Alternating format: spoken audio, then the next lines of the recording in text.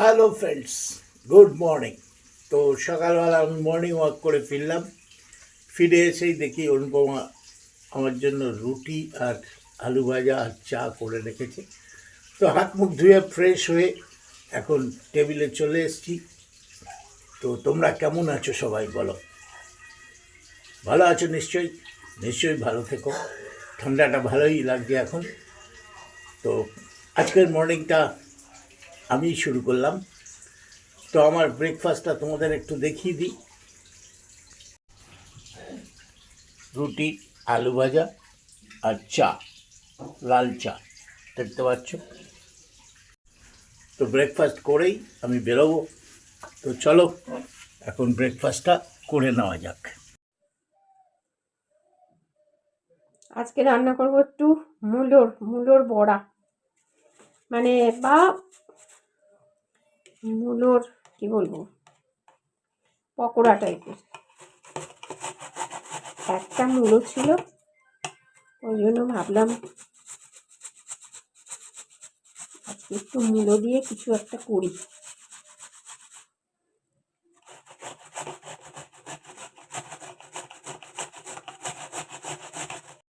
তো মা এখন মূলোগুলোকে ঝিরি ঝিরি করে কেটে নিচ্ছে গ্রেটারের সাহায্যে। তো মূলোর বড়া মা খুব ভালোবাসে। আমি প্রথমে খেতে চাইছিলাম না, পরে যখন আমাকে দিয়েছে আমি আবার চেয়ে চেয়ে খাচ্ছি, মানে এতটাই টেস্টি হয়েছিল আর কি। তো এখন দেখতেই পাচ্ছ মা মূলোগুলোকে কীভাবে গ্রেট করছে। আর আশা করি তোমরা যারা মানে তোমরা সকলেই হয়তো মূলোর বড়া বা পকোড়া তোমরা করতে জানোই। তো যাই হোক, মা আজকে ফ্যান্টাস্টিক করেছিল। তোমরা না খেয়ে, তোমরা তো খাওনি, যেন তোমাদের ঠিক ভাষায় বোঝাতে পারবো না।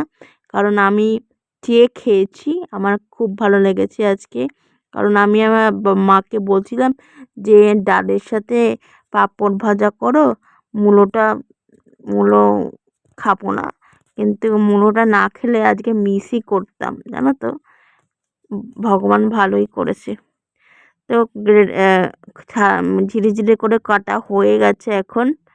তো এবারে মাখা বা আর প্রসেস শুরু করবে। মূলোর পকোড়া বানানোর জন্য মিহি করে মূলো ছেঁচে নিলাম আর কি। আর বেসন থাকলে ভালো হতো, তো যেহেতু বেসন নেই সেহেতু ময়দা নিলাম, সুজি নিলাম, কাঁচা লঙ্কা ছোট ছোট করে কেটে নিলাম, পরিমাণ মতো একটু হলদি দিলাম, আর লবণ দিলাম, আর সামান্য একটু চিনি দেব, দিয়ে ভালো করে মেখে নেব। তো ভালো করে এখন আমি মেখে নিচ্ছি।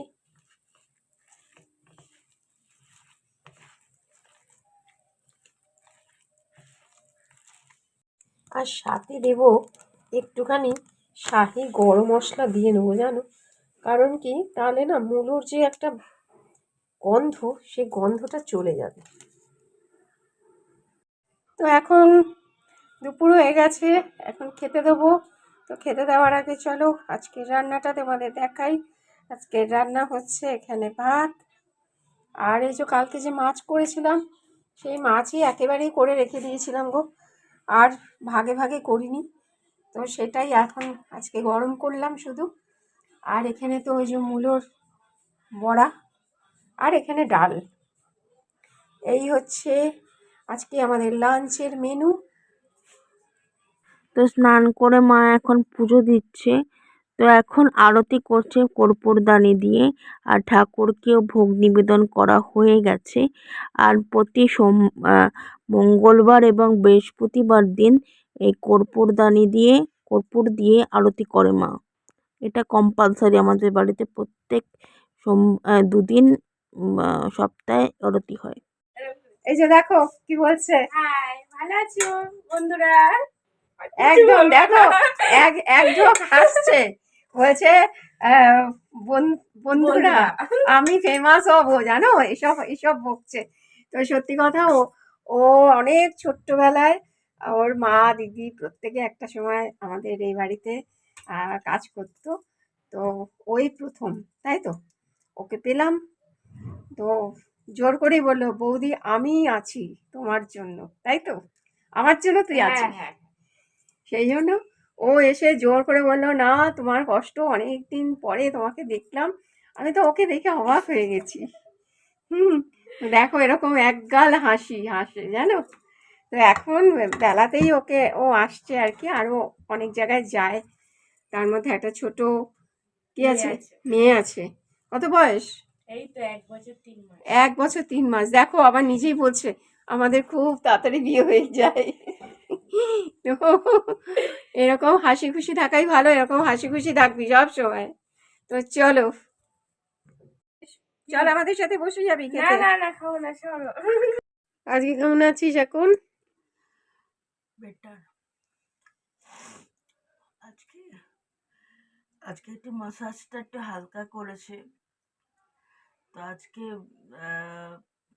মাসাজটার পরে একটু ফ্রেশ লাগছে, আজকে এতটা ব্যথা করছে না, আর খিদেও পেয়ে গেছিল।